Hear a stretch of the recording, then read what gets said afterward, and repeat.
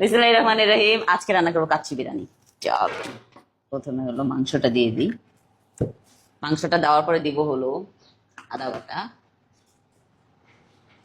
এখানে হলো 2.5 কেজি মাংস আছে। 2.5 কেজি মাংসের ভিতরে আদা বাটা দিব হলো 1 চামচ, 2 চামচ, 2.5 চামচ। তারপরে হলো দিব হলো যেটা বিরিয়ানি মশলাটা দিয়ে দিলাম, বিরিয়ানি মশলা।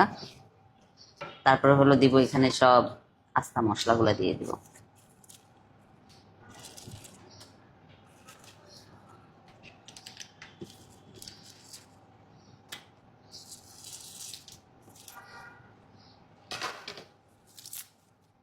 এখানে আছে বাদাম বাটা, বাদাম বাটাটা দিয়ে দেব।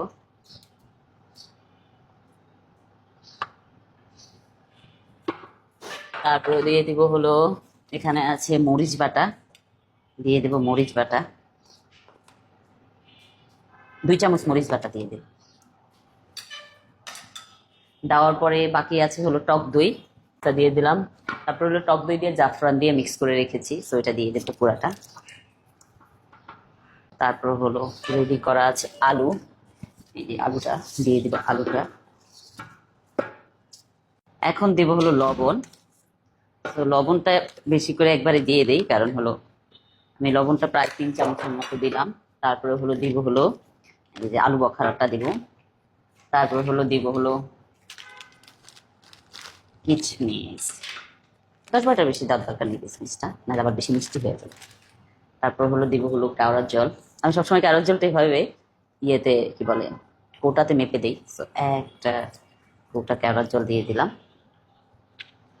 তারপর হলো দিব হলো ঘি, তো এই যে দিয়ে দিলাম ঘি।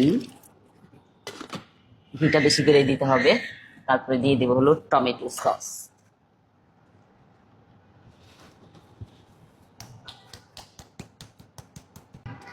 এখন লাস্ট যেটা বাকি আছে আর একটু বেরেস্তা, বেরেস্তাটা কম হয়ে গেছে, আর একটু বেরেস্তা দিয়ে দিলাম। দিয়ে এখন আমি এটাকে নাড়বো। এটাকে আমি 10-15 মিনিট ধরে নাড়বো, যেন মশলাটার সাথে ভালো মতো মিক্স হয়ে যায়। এটা যত বেশি মাখানো হবে বিরিয়ানি তত বেশি মজা হবে। সরি, বিরিয়ানি না, কাচ্চি, কাচ্চি রান্না করছি। এখন আমি যেটা করবো, জাস্ট এভাবে একটু চেক করবো লবণ ঠিক আছে কিনা।